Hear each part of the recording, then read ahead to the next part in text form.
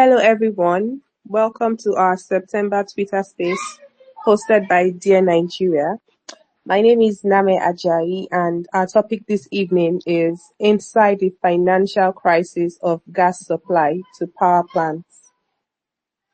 And for this evening, we have two exceptional and insightful speakers to share their thoughts with us. One of them has joined. That is Dr. Benjamin. Hi, Dr. Benjamin. Good evening. Please, could you introduce yourself briefly?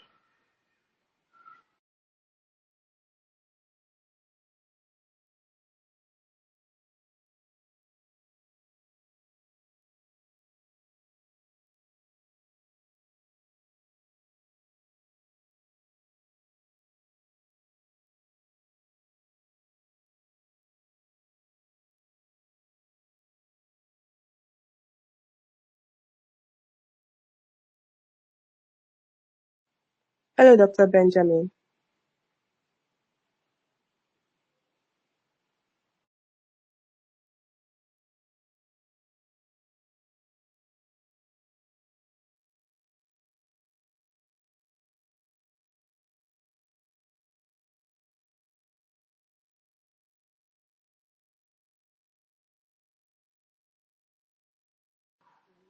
Hello, everyone. Please, can any of you hear me?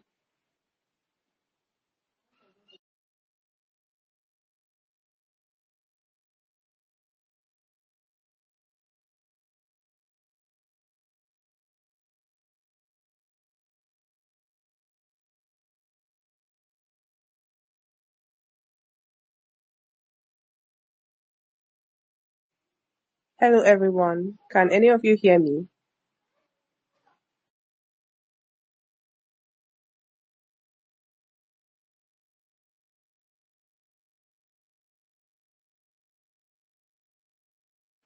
All right, Amana, thank you very much. Dr. Benjamin, can you please introduce yourself? I called you earlier to introduce yourself before we start this evening.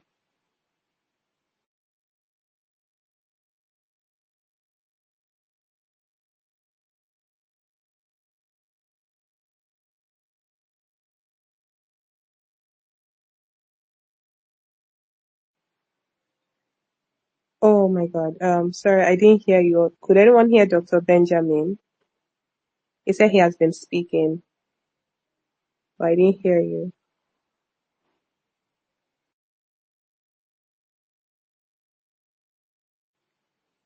Can you unmute yourself if you're muted?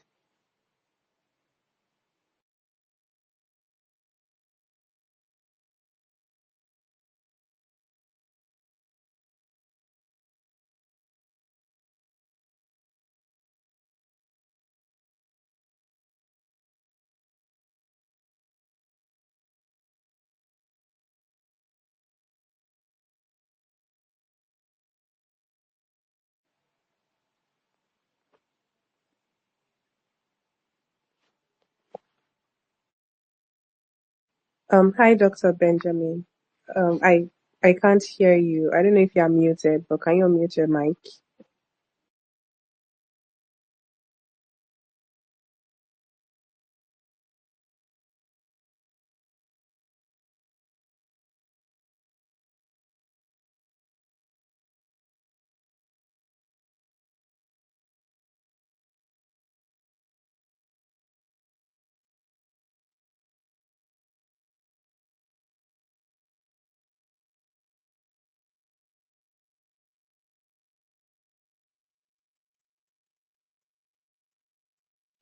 Okay, please, can anyone signify to see if we can hear what Dr. Benjamin is saying?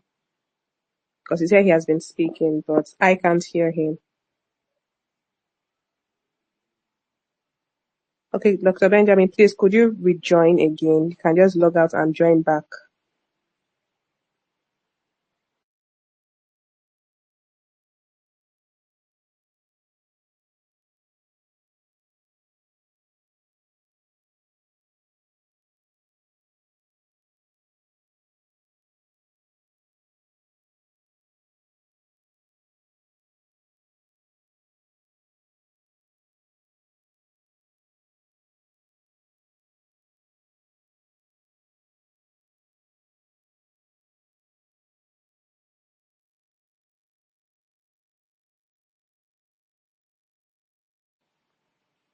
So hello, Dr. Benjamin. Can you hear?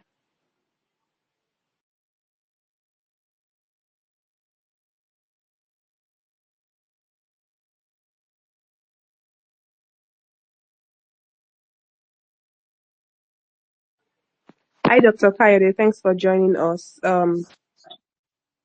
Can you hear me?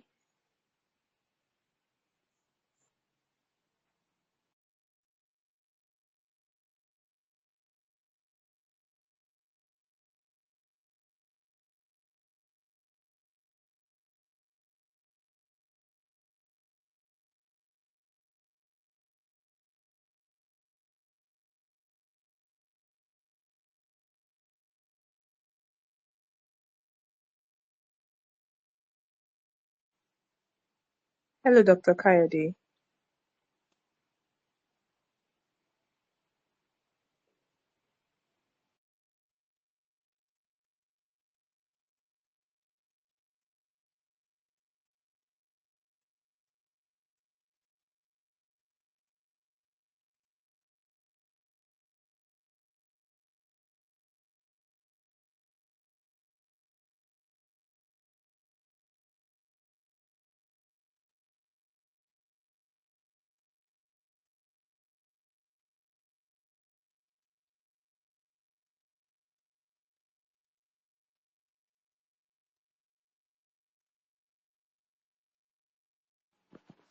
Okay, I think we're having network issues. Can Dr. Kayode and Dr. Benjamin log out and log back in? Because if you're talking, I can't hear you, and I don't think anyone can hear you.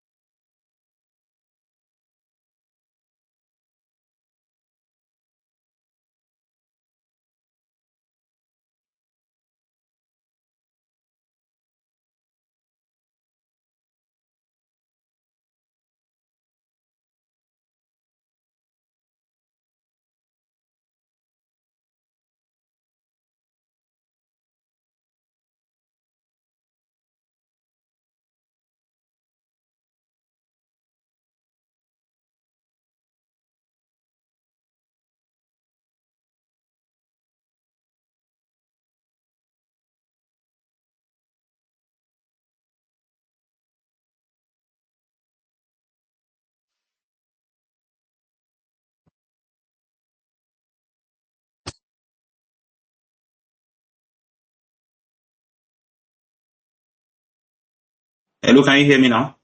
Okay, better, Dr. Benjamin. Thank you. I can hear you now. Oh, finally. Dr. Kayode is trying to join, and he will come back in.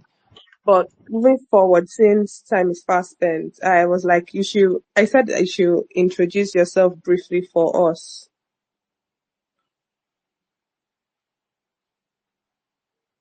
Your mic is muted. Okay, good evening, everyone. And thanks to Dear Nigeria for having me. I'm Benjamin Ajayi by name. Um, I currently work with NMPCA as a commercial analyst. And though my initial dream was to be a professor of mathematics, but many things happen along the line. So I analyze issues around energy now. So I still use the numbers anyway. So I'm passionate about energy, and we know the implications of energy for everyone and for our day-to-day living. So it will be, I look forward to this opportunity of sharing my personal opinion around gas supply to power plants. We've described gas as our transition form of energy. We have a lot of it in the country. I mean, in our reservoir, but around the country, we have limited infrastructure that will get it to the end users, to everyone to really be able to make use of it. So I look forward to this discussion, and hopefully we share some thoughts and pick some learnings from this. Thank you for having me. Thank you everyone for coming. Thank you very much, Dr. Benjamin. Dr. Kayode, can you hear us now? All right, moving on till he joins back. Dr. Benjamin, your first question. How do global oil price swings affect Nigeria's petroleum projects?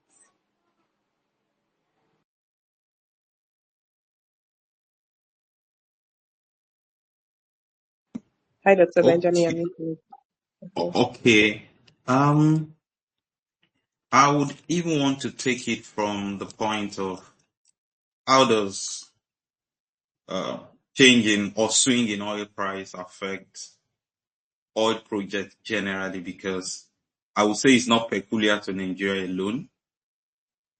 When the price of oil is high, there is everybody will want to rush in because you can see that if you invest, you're going to make some good money. So it has a huge impact on the investment market, because when the prices are high, you see a lot of companies going back to the drawing board. Okay, some projects that are not considered probably viable at some point. You know, when they do the availability studies, you look at the current price and how much you are using to produce the crude and all that. So you're now looking at, okay, there's something they call, okay, let me just say, unit technical costs.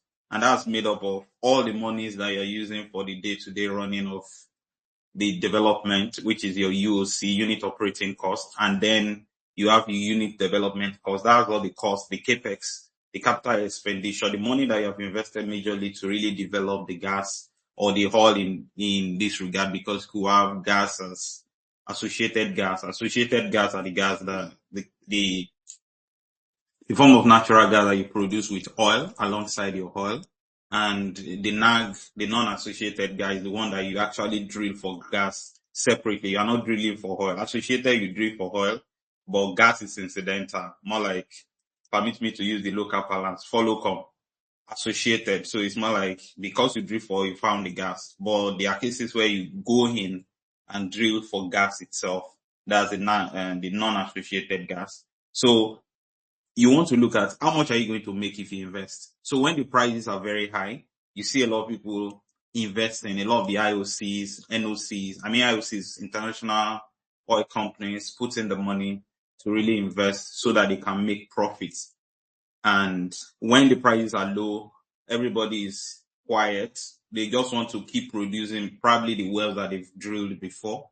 And even at low price, you even want to reduce your operating costs, because if your operating cost is very high, there is a tendency you're not making any money. So it impacts the level of investment, particularly. Not only Nigeria is unique to all terrain or all regions. The only difference is just that in some regions like Middle East, that the cost of production is very low. I think there are some feeds around that place that the cost of producing them might even be as low as $10. So even if oil price reduces to 30, they are still making some good margins. But there are some fields in Nigeria that at 40, 50, you can't even break even. So if you are producing or you want to invest in that kind of terrain, there's no business for you, because you're not going to make money.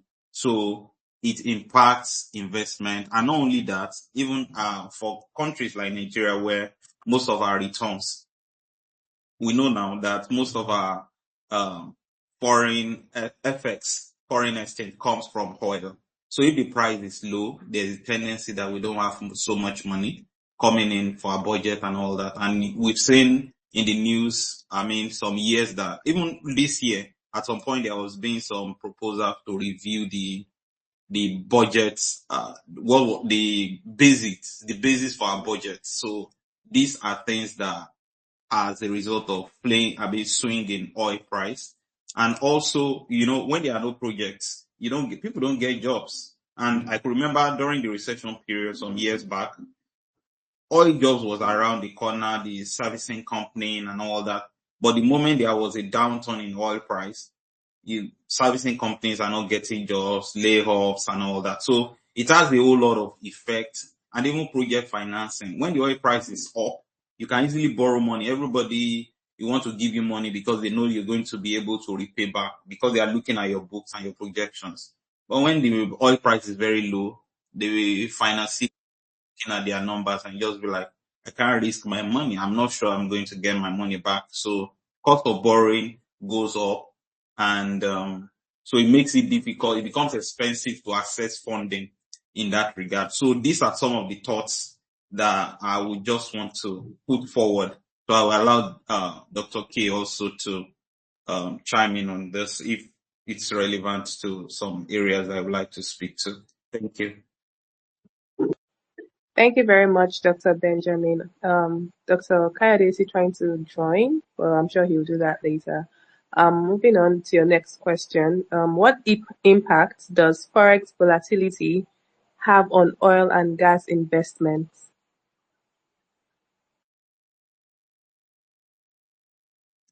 I would say in a way it's a little related to the one that we have discussed earlier, because volatility has to come around um, your exchange, your foreign exchange.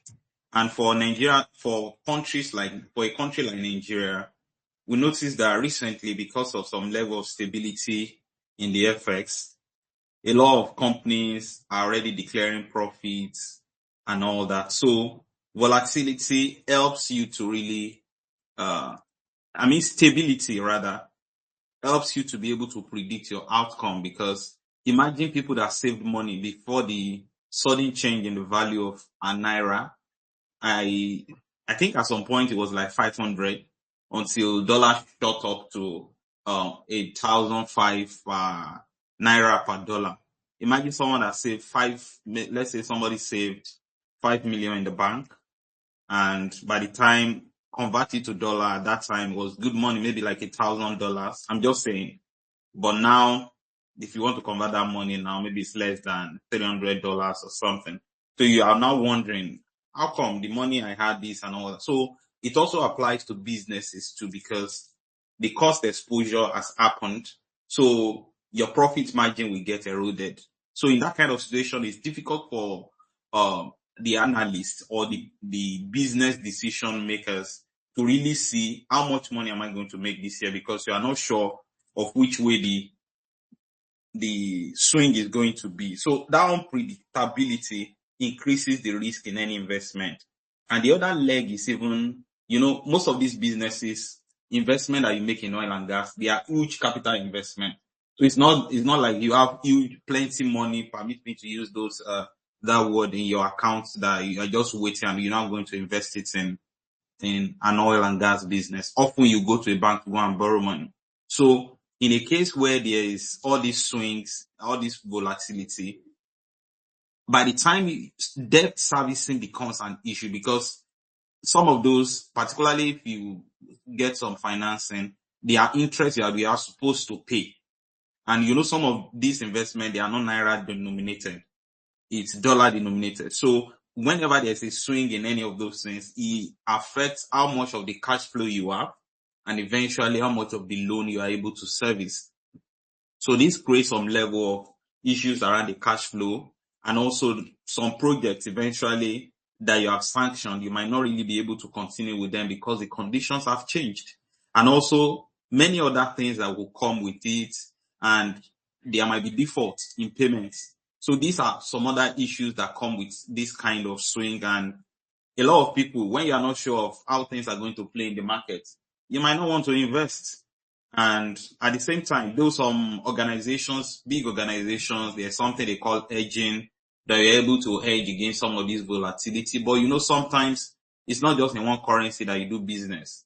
That's why the fact that you crude is sold in dollars and all that. But sometimes you have servicing company coming from France, You have some design done in Korea. You have a lot of things. I mean, some of those design, let's say you're designing an FPS, so that's the floating ship where you produce your clothing to. So some of those things across different nations with different currencies. So by the time you're having all those swings, and you know those swings does not only affect naira and dollar, it affects all those other yen and euro and all those other currencies too. So it influences how investment is being done. So this uncertainty makes a lot of organizations reluctant about putting in their money in certain investment because they are not sure how their returns will come.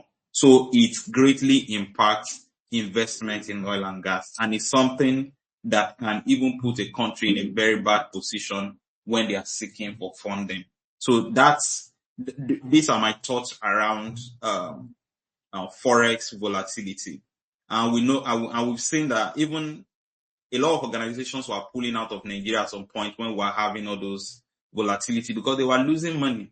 And it makes it even difficult to even repatriate your money because some of those things have naira component and all those other currency component that can bring about a lot of issues around it. So these are my thoughts around this. Thank you very much, sir, for joining, for that. Next question. Has the PIA improved investment in Nigeria's petroleum sector?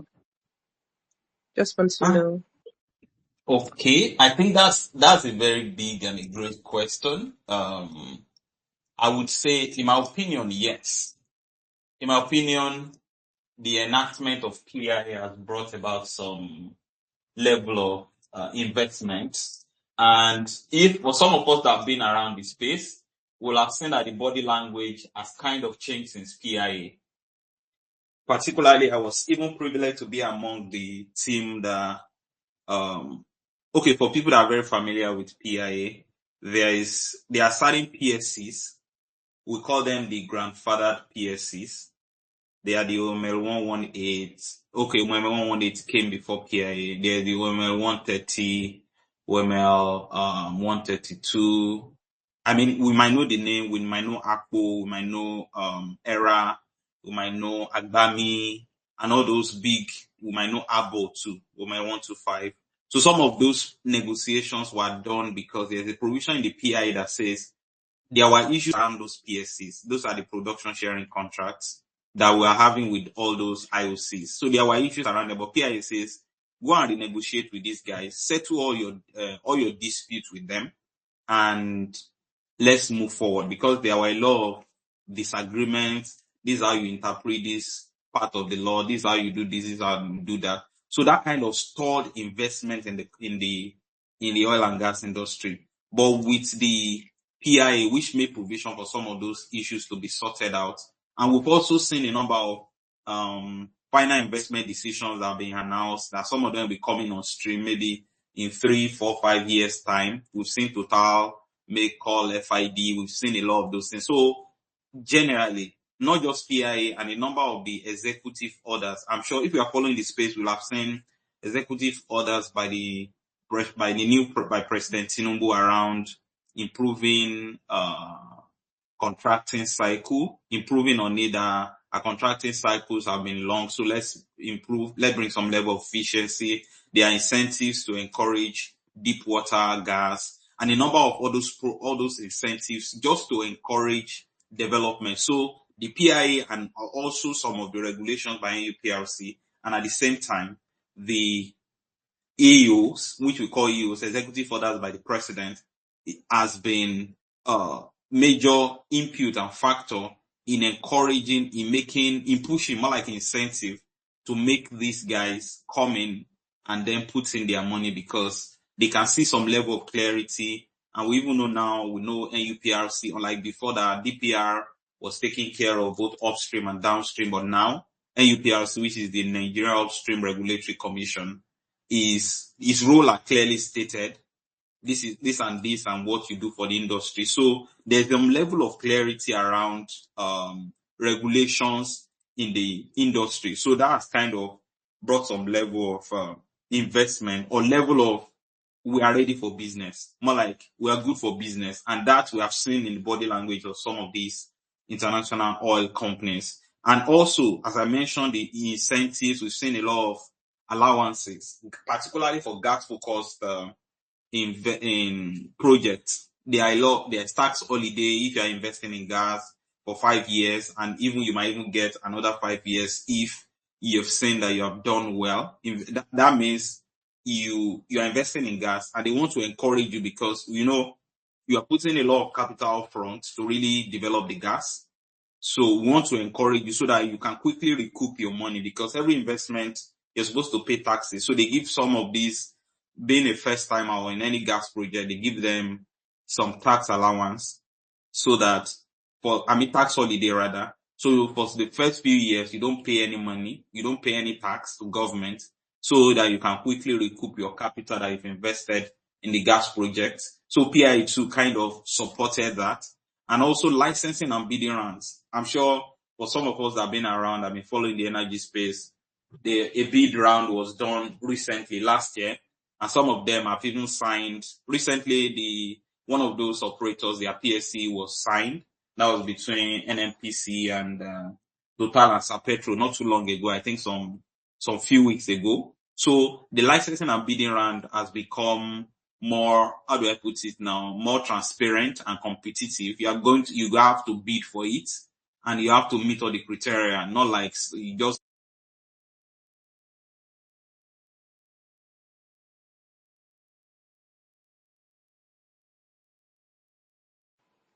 Hello, Dr. Benjamin. Can hear you. To win it.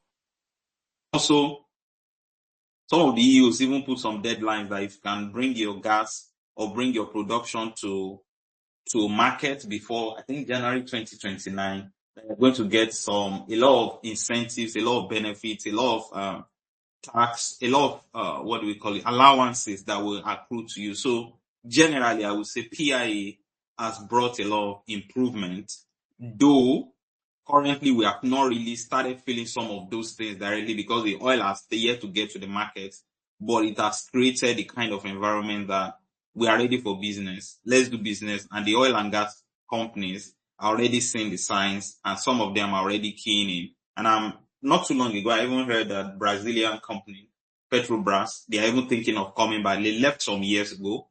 They are already thinking of coming back to do business in Nigeria. So yes, PIA has kind of brought some level of improvement, but I need to put a caveat that we really need to follow the law through, because sometimes it's not just about having the good law. We need to enforce them and ensure they produce the kind of results that we envisage. So PIA has brought benefits to the industry and some clarity. These are my thoughts. Thank you. Thank you very much, sir, for that. What are the commercial risks as IOCs diverse to local firms? This is an interesting question because, first of all, oil business is hugely capital intensive, and it's not priced in naira, it's priced in dollars, and you have seen the millions, even to drill a well. Just an average well, maybe for onshore wells, you are thinking of in the neighborhood of, the ones that are not even so expensive, you are thinking of the neighborhood of $20 million. And not to talk of deep offshore where you are probably going to 40, 50 or there or higher, depending on the terrain and all that.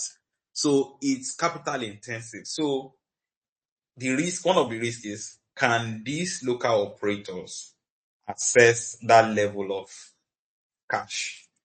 I mean, the funding that they require to really develop those wells. So those are one of the risks.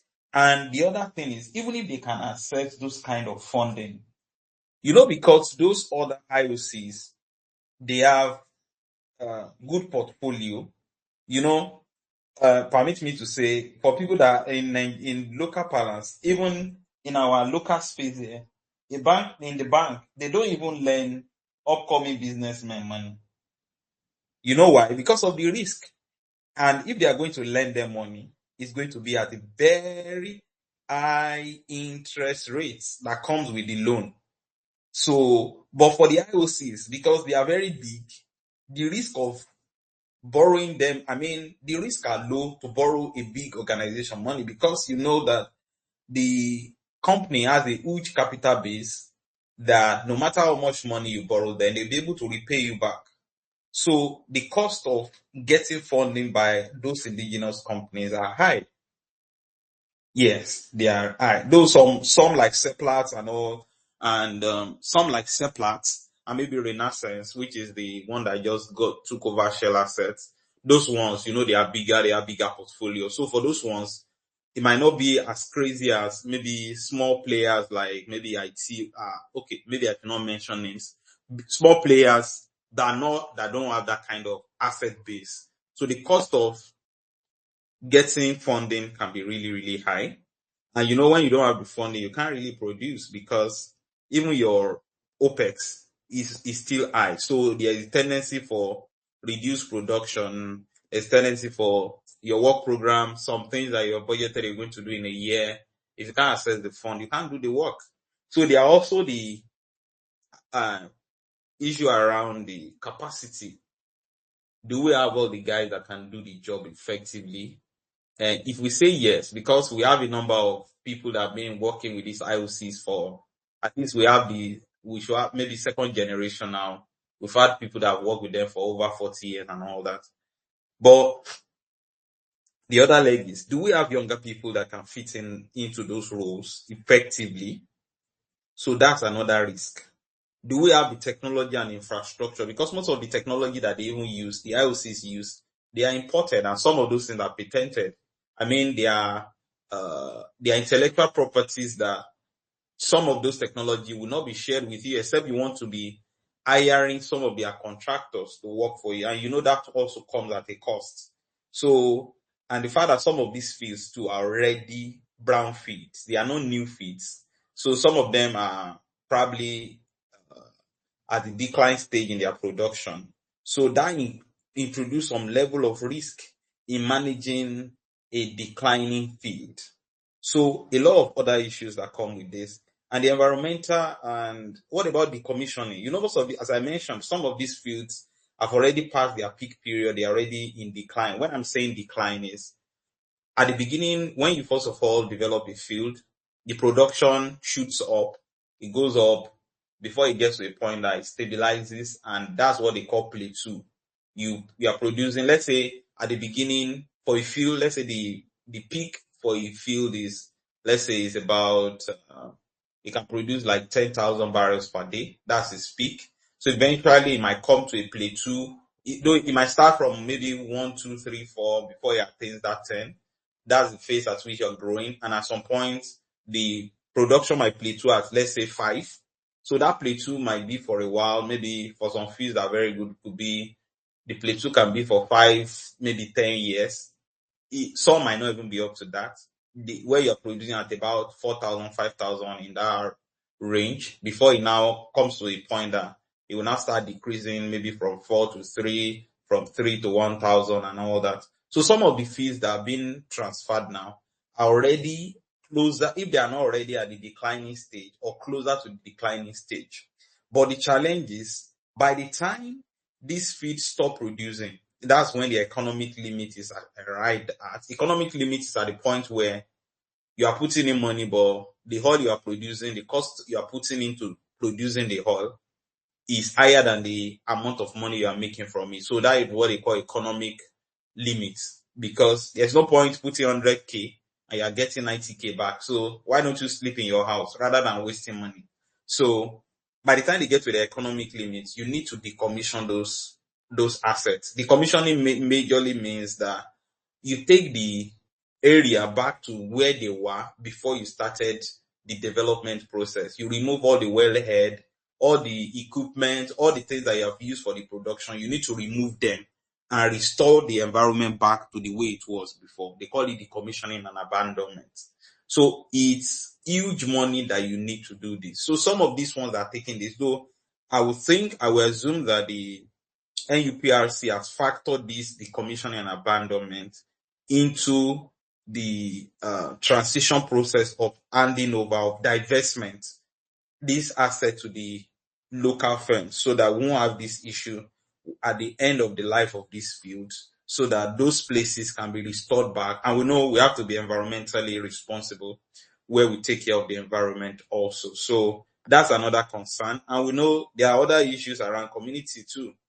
Our community people, those IOCs, they have big pockets, so they could be able to take care of some of the needs in the community, build school, even some communities produce power for them. I think I visited a particular place in Obagi back in the day when I was in school, that the community around that place, they get free power supply courtesy of the company that was running the business that I was exploring there. So what happens when a local player comes in and cannot afford to submit community development project? We know those issues arises, and we know even when the IOCs were there are vandalism and a lot of other issues. Will it get worsened this time around that we now have Nigerians running the place? So there are a number of issues that can come with this, and also the oil market is very volatile. Tomorrow you can hear somebody shoots. There's a war in Korea. There's a war in Israel is bombing somewhere in Gaza, Russia, Ukraine, and all that. Those things create some volatility in the market that can also affect the ability of these local companies to get funding and be able to really survive in the business space. So those are also some issues that major concerns around this divestment. Would they be able to cope with this volatility in price of crude? Sometimes it goes up. Remember during COVID now, it even went to negative one day like that the price went to negative. So some of these issues are the risk that comes with the market. It goes up and down. We've seen cases of $40 per barrel. We have seen 60. Even recently, we have seen a lot of swing in the prices of the crude in the market. So, and we know maybe for most of us on the call, we know that the price of gas often is indexed with the price of oil. Often when the price of oil is up, there's tendency also for the price of gas to go up, because when oil is more expensive, people are looking for alternative on generating energy. So gas might eventually be the alternative. And the moment the demand for gas also increases, the prices also goes up. So those are some of the thoughts that I think. First, around the ability to get money, and also, do we have the competence, the operation technology? I'm not sure we have all the required technology, though we've been able to come up with some local technologies, but I don't think we have as much as we need. And even right now, because of the gap in the industry, a lot of the old hands are retiring. Not many young ones are being trained, because at some point in the industry, when there was some level of gap in the industry, there were not commensurate recruitment like what they had back in the day. So that has left some gap in the level of capacity development that would have happened over the years, the decommissioning and the community risk and all that. So those are concerns that are around this divestment. So I hope I've made a good attempt in answering this question. Yes, you've done exceptionally well. So your last question, how will domestic refining shape Nigeria's future oil revenues? I think when you mention refinery in Nigeria now, all you think about is Dangote, right? So, if okay, to start with, before now, we were spending a lot of our money, a lot of our foreign exchange, the money we are making to buy from crude, to import products, which was not sustainable, because we were just making the money on crude because we produce crude. But the money we are making, we are also using it to import finished products. So, first of all, let's come from the place of energy security, because often, even if you have money, I felt we've been there in certain cases, you have money to buy, let's say you have money to buy something and you need that in desperately, and you have the cash, but the item you can't access it. How many of us have been in that space? You have been in that place, you have cash, that you can buy that thing, but that thing is not available. So that is a major issue in energy security. So there are cases that even if you have the money to buy, if the product is not available, you are at a risk. Or maybe you are fighting with the person that was producing for you. Or let's see what happened to Russia and UK. We remember now, at some point, Russia was going to shut the gas. So what would the UK, it threatened to shut the gas. I think at some point, he even reduced his flow rate to Europe at some point, just to threaten them when this war started and all that.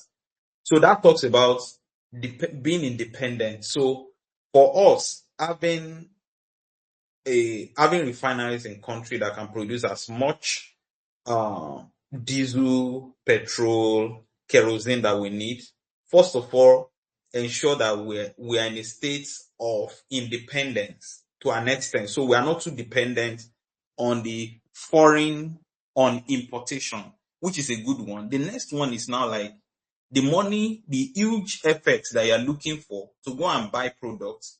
You don't have to do that again. Yeah, you don't have to do that again because the products you are getting it in your country. So you don't even need right now.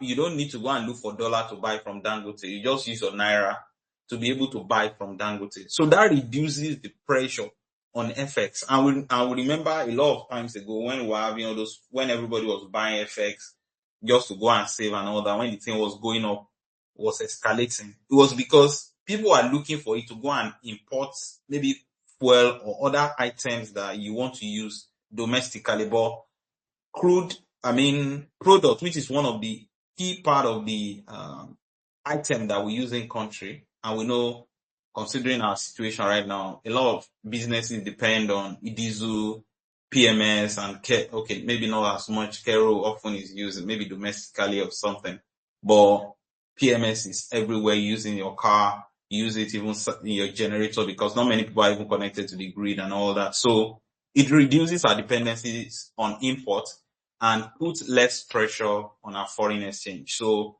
you don't have to source for FX to go and buy. Even right now, Dangote is delivering to people's station. So, which makes sense. So the other one is it allows the country to diversify. So now, not just that one, even this diversification also comes with a lot of job for the countryman, for our people, because when you are importing the fuel from abroad, you are only providing job for the people in those countries. If we've been following the news, we've seen that a lot of refineries have been closing down in Europe and in some other parts of the world because now their markets, like some part of Africa, we don't need some of those products again. And over there are a lot of environmental laws that are being in place, which makes it difficult for them to really operate.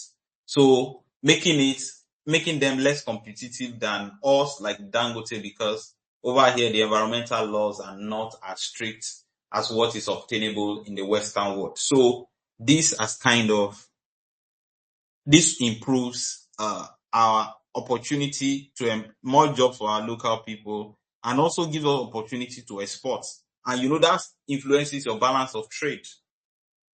Or rather than exporting what is not processed, we are now exporting refined product. We've seen product from Dangote goes to other African countries and even to Europe, some parts, maybe to US. I think there was time that aviation products was sent, is it America or something? So that has brought some level of development and reduce our dependencies and revenue diversification. So we get revenue also from exporting products.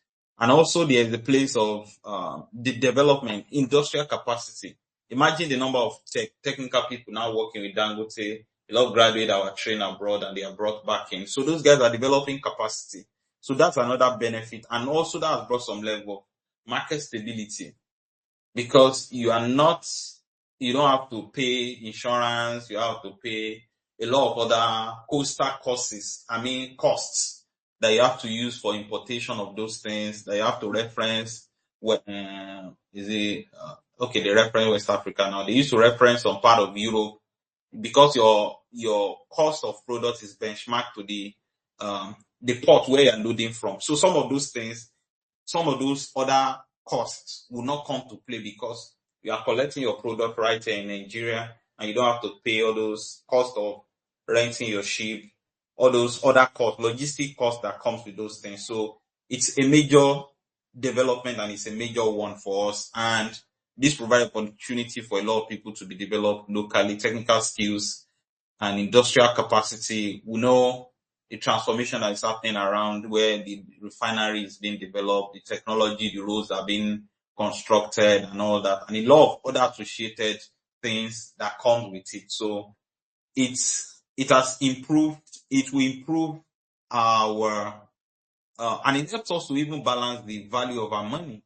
Because when you are looking for too much, or when you are dependent on foreign exchange, I mean, when you are using your money, when you need it a lot, when the demand for foreign exchange is too much within your own market, it reduces the value of your currency. So that helps to bring some stability in the value of our currency also, and also enable the country to plan petroleum projects more reliably. So basically, and domestic fuel supply, uh, it gives you some control. And recently, we have not seen queues around town. So that also gives us some level of stability in the supply of product around the country. So these are my thoughts on this. Thank you so much. Thank you very much, Dr. Benjamin. Does anyone have questions to ask?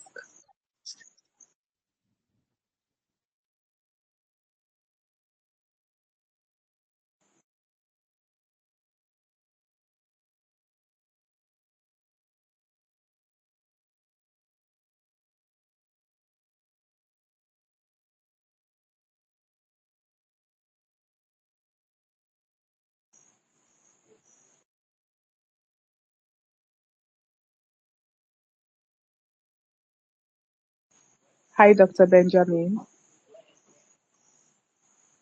Hello. Yeah, I Yes. asked if you have any closing remarks you'd like to share before we round up. Okay. I would just say that the gas space is still evolving, and we still have a lot to be done. Because with the reserve that we have, we should we should not depend on any other form of energy, except we want to be sustainable, that want to do renewable. The gas we have underneath should be able to provide us with all the basic energy needs that we have in the country. I mean, even no one should even be using any other source, even for cooking at home and all that. Though most of us, some of us in the cities, we depend on LPG and all that. But a lot of the people living in the villages, they don't have that. They still depend on wood and all those charcoal to really cook and all that. So gas resource that we have, I believe, is enough to even power the country and to help us achieve the level of industrialization that we desire. But there are a number of factors that comes into it. You need a lot of capital to develop the infrastructure. The pipelines in the country that carry gas, you can count them on your finger, on your, as in, you see the, Escravos pipe, Lagos pipeline. You have currently AKK is going on, development is going on. You have OB3 and a few number of gas pipelines. But in developed country, you have pipelines connecting gas to every part of the country. So we still have still have a long way to go. But hopefully we'll get there someday. They will require a lot of funding and a lot of support from the government. But we have the resource, and hopefully we get to explore this resource before the whole world move on to other things. Because some part of the Western world, like Europe, they are already pushing for renewable and other things. But thanks to maybe we have the likes of Trump and all that is pushing back and all that, at least to have some level of balance to it. You are not just going to say, leave the energy that you know, leave the angel that you know, and go and leave the devil that you know and go and get an angel that you don't even know, and you don't even know the baggage that the angel. I'm talking about renewable energy and all that. So it should be like adapting our energy development rather than leaving what we currently have and just going to the new space where we don't have some level of complete level of clarity and all that. So we hope that we grow more of our energy resource and use to power the development that we really desire, to reduce the level of japa that we have in the country, because we don't have the level of development that are desired by an average Nigerian. So these are my closing remarks. Thank you so much. Thank you very much, Dr. Benjamin. Thank you very much to our listeners for making their time to join this session.